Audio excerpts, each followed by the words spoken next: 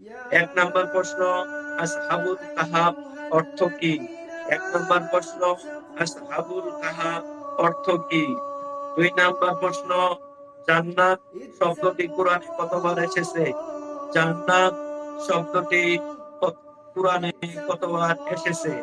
পানি শব্দটি কোরআনে কতবার এসেছে? পানি শব্দটি কোরআনে কতবার এসেছে? 4 নম্বর প্রশ্ন, মারিয়াম আলাইহিস সালাম কোন গাছ ধরে নাড়া দিয়েছিলেন?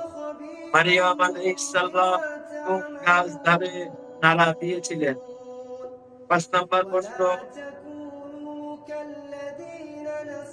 নাহল বা মৌমাছি শব্দটি কোরআনে কতবার এসেছে? 6 নম্বর প্রশ্ন, জারাদ বা পঙ্গপাল শব্দটি কোরআনে কতবার এসেছে? 7 নম্বর প্রশ্ন, হুদহুদ পাখির নাম কোরআনে কতবার এসেছে? 8 নম্বর প্রশ্ন, বসা বা বাহুল্লা শব্দটি কোরআনে কতবার উল্লেখিত হয়েছে? 9 নম্বর প্রশ্ন, সমস্যা 9 নম্বর প্রশ্ন, তাসমিয়া বা আল কোরআনের আজ কি? 10 নম্বর প্রশ্ন, আল কোরআনের হুরুফে মুআক্কাতাত মুকাত্তাত বা বিচ্ছিন্ন বর্ণ কয়টি? আল কোরআনের হুরুফে মুকাত্তাত বিচ্ছিন্ন বর্ণ কয়টি? আশা করি সকলে আমার প্রশ্নগুলি পেয়েছেন। আপনারা প্রশ্নগুলিকে অবশ্যই ঠান্ডা মাথায় বিচক্ষণতার সহিত উত্তরগুলো রেডি করবেন। আমি আপনাদের কাছে বিনীতভাবে অনুরোধ করব, যে যতটুকু উত্তর জানেন অবশ্যই আপনারা কমেন্ট বক্সে লিখুন। লজ্জার কিছু নাই, দিনের কোনো শিকার শেষ নাই, জানার কোনো শিকার শেষ নাই। জানতে হবে, মানতে হবে, এটুকুই আমাদের দায়িত্ব। দুনিয়াতে এসেছি, একদিন এসেছি, আবার চলে যাব। এই তো আমাদের যাওয়া আসার পথ। যতটুকু আমরা থাকবো এখানে কিছু সামান তৈরি করে আমাদেরকে যেতে হবে। আর কথা না বাড়িয়ে আজকের মতো এখানেই আমি শেষ করছি। আপনাদের আরেকটু বিরক্ত করি, যদি আপনাদের আমার এই দিনী ব্যাপারে আলোচনার ব্যাপারে যদি আপনাদের ভালো লেগে থাকে, কমেন্টের মাধ্যমে আমাকে উৎসাহ করবেন। যদি আপনারা উৎসাহিত করেন, তাহলে আমি এই লাইভটি প্রতিদিনের ন্যায় যেভাবে চালিয়ে যাচ্ছি, ইনশাআল্লাহ প্রতিদিন চালাবো। আপনাদের আমার সবার প্রতি সালাম এবং শ্রদ্ধা নিবেদন করে শেষ করছি। আসসালামু আলাইকুম ওয়া রাহমাতুল্লাহি ওয়া বারাকাতুহু। দিকে আমরা ধাবিত হচ্ছি, এই জন্য এখানে নফসের দমনে বলা হয়েছে যে নিজের নফসের চিন্তা করো, যাতে তাকে পরাজিত, অনুগত, বন্দী, তার উপর সোয়ার হতে পারো, তার উপর সোয়ার হয়ে দুনিয়ার জঙ্গল অরণ্য কর্তন করতে পারো, এভাবে আখিরাত পর্যন্ত পৌঁছে যেতে পারো, এবং তার উপর সোয়ার হয়ে মাখলুককে ভয় এবং তার হতে আশা করো না। এটা ইমানের দুর্বলতা, শক্তিশালী দৃঢ়তা তৈরি করো, উন্নতি লাভ করতে পারো। নিশ্চয়ই আল্লাহ তোমার সাহস, সততা এবং এখলাসের পরিমাণের উপর দান করবেন। চেষ্টা করতে থাকো এবং ধারাবাহিক কাজ করতে থাকো এবং তৌফিক কামনা করো। ভাগ্যের বিরুদ্ধে কাজ করো না। যখন ভাগ্যকে বদলানো, মুছে ফেলা এবং ভাগ্যের বিরুদ্ধে কিছু করা তোমার পক্ষে সম্ভব নয়, তার বিরোধী হওয়ার ইচ্ছা করো না। যখন তোমার কাছে সেটাই পৌঁছে যেটা তিনি চান, তখন তোমার চাওয়াটাই উচিত নয়। যখন সে জিনিসটা হয় নাই যা তিনি চান, তখন এ সম্পর্কে নিজের নফস এবং কল্পকে কষ্টে ফেলো। কোন জিনিস আপনি চাওয়া পাওয়া শুরু করলেন, আসলে সত্যিকার অর্থে চাওয়া পাওয়াটা হয়ে থাকলেও যেটা আপনার হয়তো আশাটা পূরণ হলো, সেক্ষেত্রে আমরা অনেক সময় ভাগ্যকে দোষ দিই এবং নফসের কারণে অনেক সময় বলে ফেলি, যেটা আল্লাহ তাআলা বলেছে এগুলাকে কষ্ট দিতে হয় না, সবকিছু নিজের প্রভুর উপরে, মানে আল্লাহ বলেছেন যে তুমি আমার কাছে শপথ করে দাও, এগুলো আমার কাছে সুপর্দ করে দাও এবং তার দিকে শ্রদ্ধার হাতে তার রহমতের আঁচলকে শক্তভাবে আটকে পারো। আল্লাহ বলেছেন যে তোমরা আমার রহমতের দিকে ধাবিত হও এবং আমাকে আঁকড়ে ধরো শক্তভাবে। যদি রহমতের দিকে শক্তভাবে ধাবিত হতে পারি, তাহলে ইনশাআল্লাহ আল্লাহ পাক বলেছেন যে তোমাদের যখন তুমি এই অবস্থার উপরে অটল থাকবে, তখন তোমার ফল থেকে অবশ্যই অদৃশ্য হয়ে যাবে। ভালোভাবে বুঝে নাও, সমস্ত বস্তু তার নাড়ানোর দ্বারা নড়াচড়া করে এবং তার হুকুমেই স্থির হয়ে যায়। আমরা যদি একটু চিন্তা করি যে আমাদের দ্বারা ভালো কাজ হয়, ভালো কাজ আমরা করি, আবার আমাদের দ্বারাই খারাপ কাজগুলো গঠিত হয়ে থাকে।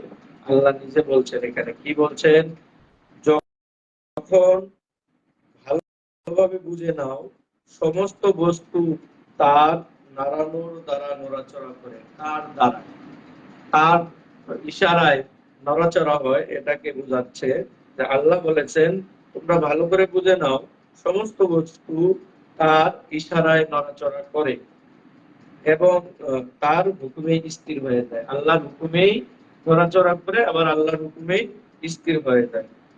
প্রিয় ভিউয়ার্স এবং ফলোয়ার্সগণ, আপনাদেরকে আমি বিনীতভাবে অনুরোধ জানাবো, আপনারা লাইভটা শেয়ার করে দিয়ে আপনাদের বন্ধু-বান্ধব, পরিচিত আত্মীয়-স্বজনদেরকেও দেখার সুযোগ করে দিন। এখান থেকে যদি কেহ একটা কথা আমল করে, সে আমল নেক আমলের ভাগে আপনি সমপরিমাণ হয়ে যাবেন। আশা করি আপনারা আমার বাণীটি বুঝতে পেরেছেন। অবশ্যই আপনারা লাইভটি শেয়ার করুন। আল্লাহ তোমার সবর এবং নফস থেকে বেপরোয়া, কিন্তু তিনি দেখেন তুমি কি করো এবং নিজের দাবিতে সত্যবাদী নাকি মিথ্যাবাদী। আল্লাহ সবকিছুই দেখেন। নিজের আমরা মাঝে মাঝে অহংকার করে অনেক কিছু, গর্ব করে অনেক কিছু বলে থাকি, সেটাই আল্লাহ বলছেন যে আমি সবকিছুই দেখি, তুমি সত্যবাদী নাকি মিথ্যাবাদী। জ্ঞানের জন্য পরিশ্রম। একজন আলেমকে কেউ জিজ্ঞাসা করলো, কি জিজ্ঞাসা করছেন, এই এল যা আপনি অর্জন করেছেন কিভাবে করেছেন?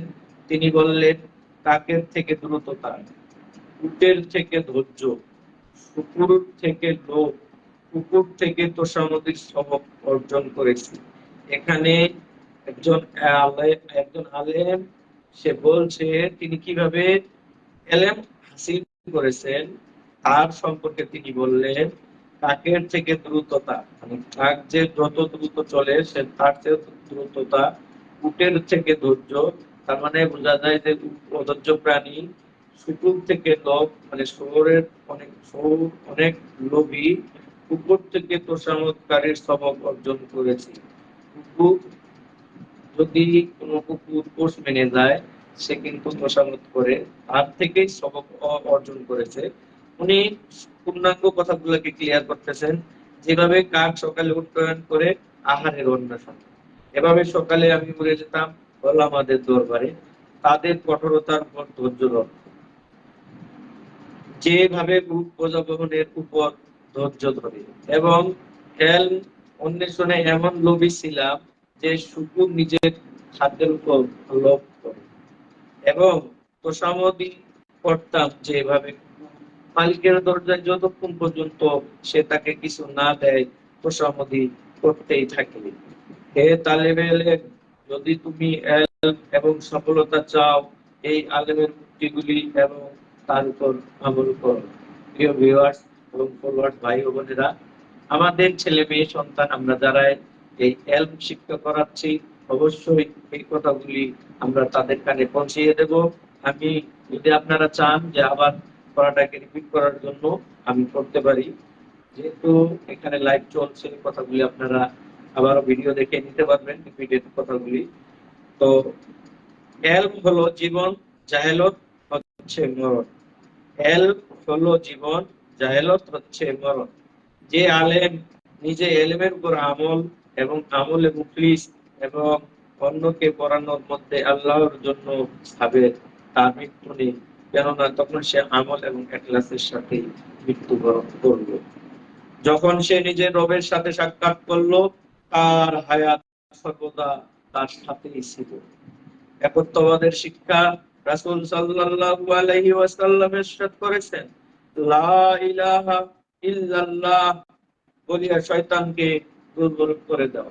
আমরা যে কালেমাটা পাঠ করি, এখানে হুজুর পাক সাল্লাল্লাহু আলাইহি সাল্লাম নিজেই ইরশাদ করেছেন যে লা ইলাহা ইল্লাল্লাহ বলিয়া শয়তানকে দুর্বল করে দেওয়ার জন্য শয়তান তার দ্বারা এমন দুর্বল হয়ে যায় যেভাবে তোমরা উটকে বেশি বোঝা দিয়ে দুর্বল বানিয়ে দাও। তাওহীদ মানব জিন উভয় শয়তানকে জ্বালিয়ে দেয়, কেননা এটা শয়তানের জন্য আগুন এবং তাওহীদবাদীদের জন্য নূর। তুমি তাওহীদের দাবি কিভাবে করো অথচ তোমার অন্তরে অন্য মাবুদ আছে? যে বস্তুর উপর তুমি আশা ভরসা করো সেটা তোমার প্রতিমা। তোমার অন্তর মুশরিক হলো, মুখে তাওহীদ উপকার করতে পারে না। আমাদের মুখে ইমানের বাণী আছে, অন্তরে কিন্তু অন্য ধারণ করা আছে। অন্য কিছু থেকে যদি মুশরিক হয়ে যায় তাহলে সেখান থেকে আমাদেরকে বের হয়ে আসতে হবে। তাওহীদবাদী ব্যক্তি নিজ শয়তানকে দুর্বল করে দেয়। এখলাস হচ্ছে মগজ, কথা, কাজে। কেননা যখন কথা এবং কাজ এখলাস শূন্য হয়ে যায় তখন সেটা মগজহীন হয়ে যায়। আর সরকা চুলায় জ্বালানো ছাড়া কোনো কাজে আসে না। অবাধ্য হয়েও না। আল্লাহ পাকের বাধ্য হও, অবাধ্য হয়েও না। আনুগত্য করো, বিরোধী হয়েও না। অনুসরণ করো, বেদাতি হয়েও না। মুখলিস হও, মুশরিক হয়েও না। তার কাছে চাও, অন্যের নিকট নয়। তার কাছে সাহায্য চাও, অন্যের নিকটে নয়। তার উপরেই ভরসা করো, অন্যের উপরে নয়। নিজেকে তার কাছে সমর্পণ করো, তার ফয়সালার উপরে সন্তুষ্ট থাকো। সোয়াল করা ছেড়ে দাও, তার স্মরণে ব্যস্ত থাকো। তুমি কি আল্লাহর বাণী শুনুনি? আল্লাহ বলেন, যে আমার স্মরণে ব্যস্ত থাকার কারণে চাইতে পারে না, আমি তাকে তার চেয়ে বেশি করে বেশি দেই। আল্লাহ পাক বলেন, যে আমার স্মরণে লিপ্ত, আমি তার স্মরণে লিপ্ত। আল্লাহ বলেন, আমি ভগ্ন হৃদয়ের সাথেই আছি। আল্লাহ বলেছেন আমাদের মতো দুর্বল ইমানদার ওয়ালাদের সাথেই আছেন। আমাদেরকে বেশি বেশি করে আল্লাহ পাককে স্মরণ করতে হবে। এখানে যে অবাধ্য না হওয়ার জন্য বলা হয়েছে সে কথাটা এভাবে এখানে বোঝানো হয়েছে যে আল্লাহ পাকের অবাধ্য না হয়ে আমরা আল্লাহ পাককে বেশি বেশি করে স্মরণ করব, তাহলে আল্লাহ পাক আমাদেরকেও স্মরণ করবে এবং আমাদের যা চাহিদা এটা আমরা অন্যের কাছে না বলে আমরা স্বীয় আল্লাহর কাছে, স্বয়ং আল্লাহ পাকের কাছে আমরা বলবো। আল্লাহ পাক যদি আমাদের মনের কথাগুলা এবং মুখের কথাগুলা নিয়ে নেয় তাহলে আমরা যতটুকু চেয়েছি তার চেয়ে কত গুণ বেশি পাবো একমাত্র আল্লাহ পাকই ভালো জানেন। সব ফিকিরকে এক করতে হবে, সব চিন্তাধারাকে এক করতে হবে। ফিকির অর্থ হলো চিন্তাধারা। আল্লাহ পাকের সন্তুষ্টি অর্জন করো। যখন তিনি তোমার প্রতি সন্তুষ্ট হবেন তখন তিনি তোমাকে মাহবুব বানিয়ে নিবেন। রিজিকের চিন্তা অন্তর থেকে বিদূরিত করো। আল্লাহ পাকের পক্ষ থেকে কষ্ট কাঠিন্য ছাড়া তোমার নিকট রিজিক পৌঁছাবে। সমস্ত ফিকিরকে অন্তর থেকে বের করে সবগুলোকে এক বানিয়ে নেও, অর্থাৎ যা কিছু চিন্তাধারা থাকবে সকল কিছুর মালিক একমাত্র আল্লাহ পাকই হবে। আল্লাহ পাকের ফিকির করতে হবে। যখন তুমি এমন করবে তখন তিনি তোমার সমস্ত চিন্তার জিম্মাদার হয়ে যাবেন। আমি যদি একমাত্র আল্লাহকে নিয়ে চিন্তা করি, আমরা সকলেই যদি আল্লাহকে নিয়ে চিন্তা করি তাহলে সকল কিছুর জন্য জিম্মাদার আল্লাহ নিজেই হয়ে যাবেন। যদি তোমার চিন্তা দুনিয়ার চিন্তা হয়, যদি তোমার চিন্তা দুনিয়ার চিন্তা হয় তবে তুমি দুনিয়ার সাথে। যদি তোমার চিন্তা মাখলুকের হয় তবে তুমি মাখলুকের সাথে। যদি তোমার চিন্তা আল্লাহ তাআলার জন্য হয় তবে তুমি দুনিয়া দুনিয়া এবং আখিরাতের আল্লাহর সাথে। দানে ধন বাড়ে, গুরুত্বপূর্ণ একটা পয়েন্ট এসছে এখানে, যেটা আমরা আসলে দান সদকা করতেই চাই।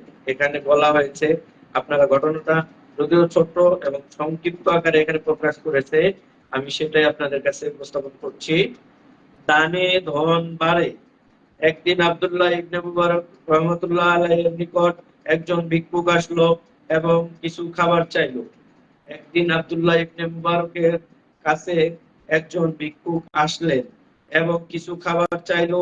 তার নিকটে 10টি ডিম ছাড়া আর কিছুই ছিল না। তো মুবারক রহমতুল্লাহ আলাইহির কাছে যখন ভিক্ষুক খাবার চাইলেন, তার কাছে মাত্র 10টি ডিম ছিল, এছাড়া আর কিছুই ছিল না। তারপরে কি করলেন? অতঃপর তিনি তার বাদীকে বললেন, ডিমগুলো ভিক্ষুককে দিয়ে দাও। বাদী ভিক্ষুককে 9টি ডিম দিয়ে দিল এবং একটি ডিম রেখে দিল। যখন সন্ধ্যা হলো, তখন এক ব্যক্তি আসিয়া দরজায় কড়া নাড়ল এবং বলল, এ ঝুড়িটি আমার নিকট থেকে নিয়ে যাও। আব্দুল্লাহ ইবনে মুবারক রহমাতুল্লাহ আলাইহি ঝুড়িটি নিয়ে গণনা করে দেখলেন তাতে 90টি ডিম আছে।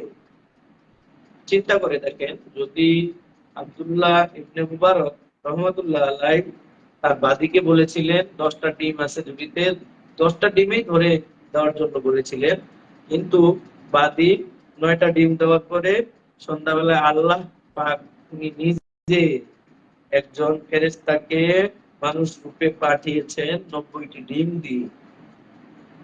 তখন তিনি বাদীকে বললেন, তুমি ভিক্ষুককে কয়টি ডিম দিয়েছিলে? বাদী বলল, আমি 9টি ডিম দিয়েছিলাম এবং একটি ডিম রেখে দিয়েছিলাম যাতে আপনি তার দ্বারা ইফতার করতে পারেন। যদিও এখানে ঘটনাটা সংক্ষিপ্ত আকারে প্রকাশ করা হয়েছে, আপনারা জানেন, আমি শুরুতেই বলেছিলাম যে ঘটনাটা অনেক বড়। তো যেহেতু কিছু কিছু গুরুত্বপূর্ণ পয়েন্ট এখানে উল্লেখ করা হয়েছে, সে কথাগুলো আমি বলছি। সম্ভবত রমজান মাসে ওই ঘটনাটা ঘটেছে, যেহেতু বাদী একটা টিম রেখেছিল যে ইবনে আব্দুল্লাহ মুবারক রহমতুল্লাহ আলাইহি ইফতারের জন্য, সেটাই সে বলছে। অতঃপর তিনি তাকে বললেন, তুমি আমার 10টি ডিমের ক্ষতি করলে। চিন্তা করে দেখেন এ সমস্ত বুজুর্গগণের কোরআন হাদিসের প্রতি কি পরিমাণ ঈমান ছিল। আসলে তারা জানতো যে আমি যদি সবগুলাই দিয়ে দেই, আল্লাহ পাক আমার জন্য একটার বিনিময়ে 10টা পাঠিয়ে দিবেন। কিন্তু আসলে আমরা এখন এটা নিয়ে চিন্তাই করি না। এখন আমরা চিন্তায় ব্যতিব্যস্ত আছি কিভাবে ধন সম্পদ অর্জন করা যাবে। আমরা অর্জন করছি ঠিকই, কিন্তু আমরা দান করছি না। আমাদের দানের হাতটা খুবই কম, আমাদের হাতটা ছোট হয়ে যায় দানের ক্ষেত্রে। ইনশাআল্লাহ আমরা এখন থেকে নিজেদের মন খুলে দান করব এবং যা চাইবো সম্পূর্ণ আল্লাহর কাছে আমরা চাওয়ার চেষ্টা করব। বিপদ, যে বিপদে আল্লাহ তোমাকে ফেলেন, তখন তুমি তার দরজা থেকে পলায়ন করিও না। যখন তোমার বিপদ আসবে, তখন তুমি আল্লাহর দরবার হতে পলায়ন করবা না, দরজা থেকে পলায়ন করানো যাবে না। কেননা তোমার কল্যাণ সম্বন্ধে তিনি তোমার থেকে বেশি অবগত। একমাত্র আল্লাহই জানেন আমার কোনটাতে কল্যাণ হবে, কল্যাণকর হবে আমার জন্য, একমাত্র আল্লাহ পাকেই ভালো জানেন।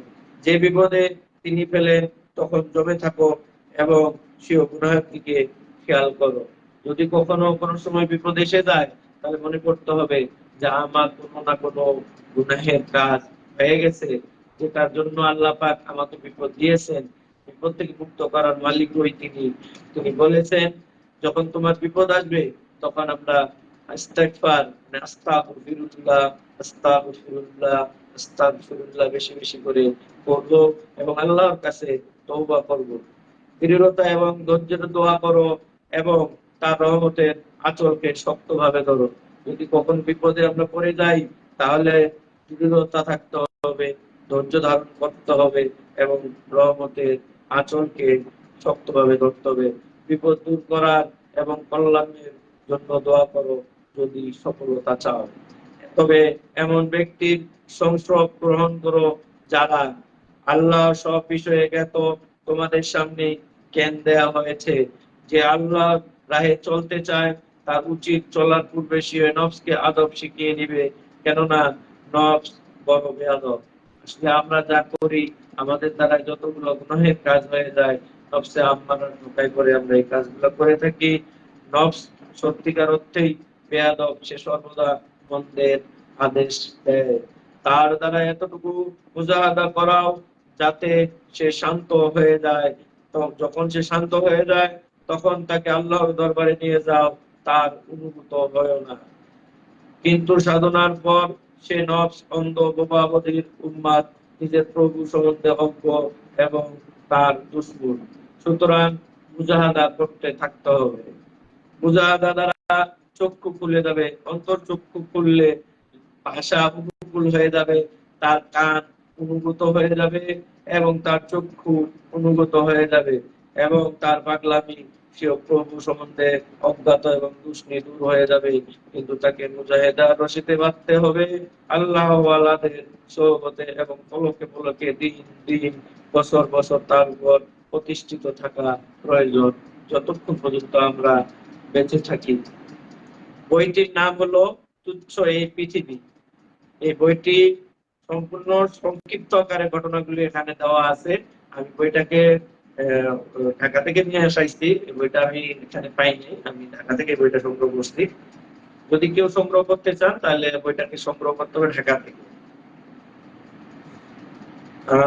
তারপরে কিন্তু তাকে মুজাহাদার রশিতে বাঁধতে হবে আল্লাহ আল্লাহদের সোহবতে এবং পলকে পলকে দিন দিন বছর বছর তার উপর প্রতিষ্ঠিত থাকা প্রয়োজন। নফসকে ক্ষুধার চাবুক দ্বারা আঘাত করো, তাকে আনন্দ দেওয়া থেকে বিরত থাকো, তার উপর হামলা করো, তার তলোয়ারকে ভয় করো না। তার তলোয়ার লাকড়ির লোহার নয়, তার কথা কথা কাজ নেই, শুধু মিথ্যা, সত্য ছাড়া তার অঙ্গীকার প্রতিজ্ঞাবদ্ধ নয়। প্রিয় তিনি ভাই ও বোনেরা, আজকে এই পর্যন্ত আমি শেষ করলাম। কারণ হলো আমার এখানে প্রশ্ন উত্তর পর্ব আছে। আমি প্রশ্ন গতকালকে 10টি প্রশ্ন রেখেছিলাম কুইজ। কুইজ গুলার উত্তর কেউ দিতে পারেনি। আসলে আমরা দেখেন, এই যে মুসলিম হিসাবে, মুসলমান হিসাবে নিজেদেরকে কতটুকু দাবি করি, দাবি করতে করতে অনেক দূর পর্যন্ত এগিয়ে গিয়েছে। আমি কিন্তু একেবারে ক্ষুদ্র ক্ষুদ্র কিছু প্রশ্ন করেছিলাম, যেগুলা আমাদেরকে খুবই জানা দরকার এবং আমাদের জন্য জানা মানা প্রয়োজন। আমরা অবশ্যই এগুলো কখনোই চিন্তা করি না। আমরা যদি না জানি আমাদের সন্তানদেরকে আমরা কিভাবে শিখাবো, আমাদের সন্তানদেরও তো জানা প্রয়োজন আছে। গতকালকে যে কুইজের 10টা কুইজ ছিল, সেই 10টা কুইজের উত্তর আগে বলবো, বলার পরে আমি আবারও 10টা কুইজ রাখবো আপনাদের সম্মুখে। অবশ্যই আপনারা কুইজ গুলা নিবেন, যে যতটুকু পারেন, যে যতটুকু পারেন উত্তর গুলা দিতে হবে। আতিকুর রহমান সাহেব, টাকা আগে দেয় না, আপনাকে আগে শিখতে হবে। আপনি পরীক্ষা না দিয়ে আপনি ফলাফল চাচ্ছেন, এটা কি হয় নাকি? আগে উত্তর দিতে হবে, তারপরে টাকা। যদি আপনি 10টা কুইজেরই উত্তর দিতে পারেন, আপনাকে আমি কেন দেব না? আমি তো মুসলমান ঘরেরই সন্তান, আমারও তো জবান আছে। আমি জবানকে কখনো নষ্ট করি না, ইনশাআল্লাহ আমি চেষ্টা করব। আপনি যদি 10টা প্রশ্নের উত্তর দেন, অবশ্যই আপনাকে আমি আপনার বিকাশ নাম্বারে অথবা রকেট নাম্বারে অথবা নগদ নাম্বারে পাঠিয়ে দেব। যাই হোক, কথা না বাড়িয়ে চলুন তাহলে আমাদের প্রশ্ন উত্তর পর্ব। গতকালকে প্রশ্ন ছিল, প্রথম প্রশ্ন ছিল আয়াতে মুতাশাবিহাতের অর্থ কে জানেন? মহান রাব্বুল আলামিন, একমাত্র মহান আল্লাহ পাকেই এই মুতাশাবিহাতের ব্যাপারে অর্থ, উনি ছাড়া আর কেউ জানেন না। 2 নাম্বার প্রশ্ন ছিল কুরআনে মানসুখ আয়াত কয়টি? কুরআনে মানসুখ আয়াত হলো 66টি। কুফর শব্দের অর্থ হলো অস্বীকারী। মুফলিহুন শব্দের অর্থ সাফল্য লাভকারীগণ। অবতীর্ণ হওয়ার দিক থেকে বিবেচনায় কুরআনের আয়াত সমূহ কয় প্রকার? সেটা হলো 12 প্রকার। তারপরে বারকুন হয় এর ব্যবহারিক অর্থ হলো বিদ্যুৎ। নাজিল অর্থ কি? নাজিল অর্থ হলো অবতীর্ণ করা। বকর অর্থ কি? বকর অর্থ হলো চক্রান্ত বা ষড়যন্ত্রকারী। তারপরে 9 নম্বর প্রশ্ন ছিল আসহাবুস শিমাল অর্থ কি? আসহাবুস শিমাল অর্থ হলো বামপন্থী লোকেরা বা পথভ্রষ্ট লোকেরা। 10 নম্বর প্রশ্ন ছিল ইবলিস অর্থ কি? এর অর্থ হলো অভিশপ্ত বা নিরাশ শয়তান। প্রিয় ভিউয়ার্স ও ভাই ও বোনেরা, আপনাদেরকে বিনীতভাবে অনুরোধ করছি, আমি আগামীকালকের জন্য যে কুইজগুলো দেব, কুইজগুলো দেওয়ার আগে আপনারা অবশ্যই নিয়মটা জেনে নেবেন। নিয়মটা হলো, যারা আমার লাইভে আছেন লাইভটাকে শেয়ার করে দিবেন এবং লাইক করবেন এবং কমেন্টে গিয়ে 10টি কুইজেরই উত্তর আপনাকে দিতে হবে। যদি 10টি উত্তরেই সঠিক হয়ে যায়, অবশ্যই যদি একাধিক বিজয়ী হয়, সেক্ষেত্রে আমরা লটারির মাধ্যমে বিজিত যিনি হবেন তাকে আমরা বিকাশ, রকেট অথবা নগদের মাধ্যমে 1000 টাকা আমরা প্রদান করবো ইনশাআল্লাহ। আপনাদেরকে বিনীতভাবে অনুরোধ জানাচ্ছি, আপনারা সকলেই আমার লাইভটিকে শেয়ার করে দিবেন। আপনি জানেন এবং আপনার পরিচিত জন, আত্মীয় স্বজন, বন্ধু বান্ধব যারাই আপনার এই লাইভটি দেখবে, অন্তত আমলের নিয়তে একটি কথাও যদি তাদের কর্ণকুটিরে চলে যায়, তাহলে আপনার জন্য আপনি তো লাভবান। এবং দুনিয়া সম্বন্ধে যে সে যতটুকু সচেতন হলো, আপনিও হলেন, আমিও হলাম। এখানে আমরা সবাই কিছু না কিছু আমলের দিক থেকে কিছু হলো আমাদের আমলটা বাড়বে, এই আশা কামনা করছি। কথা না বাড়িয়ে আমি আগামীকালের জন্য প্রশ্ন কুইজ রাখছি, আপনারা মনোযোগ সহকারে কুইজ গুলো নিবেন। 1 নাম্বার প্রশ্ন, আসহাবুল কাহাফ অর্থ কি? 1 নাম্বার প্রশ্ন, আসহাবুল কাহাফ অর্থ কি? 2 নাম্বার প্রশ্ন, জান্নাত শব্দটি কোরআনে কতবার এসেছে? জান্নাত শব্দটি কোরআনে কতবার এসেছে? পানি শব্দটি কোরআনে কতবার এসেছে? পানি শব্দটি কোরআনে কতবার এসেছে? 4 নম্বর প্রশ্ন, মারিয়াম আলাইহিস সালাম কোন গাছ ধরে নাড়া দিয়েছিলেন? মারিয়াম আলাইহিস সালাম কোন গাছ ধরে নাড়া দিয়েছিলেন? 5 নম্বর প্রশ্ন, নাহল বা মৌমাছি শব্দটি কোরআনে কতবার এসেছে? 6 নম্বর প্রশ্ন, জারাদ বা পঙ্গপাল শব্দটি কোরআনে কতবার এসেছে? 7 নম্বর প্রশ্ন, হুদহুদ পাখির নাম কোরআনে কতবার এসেছে? 8 নম্বর প্রশ্ন, মশা বা বাউজা শব্দটি কোরআনে কতবার উল্লেখিত হয়েছে? 9 নম্বর প্রশ্ন,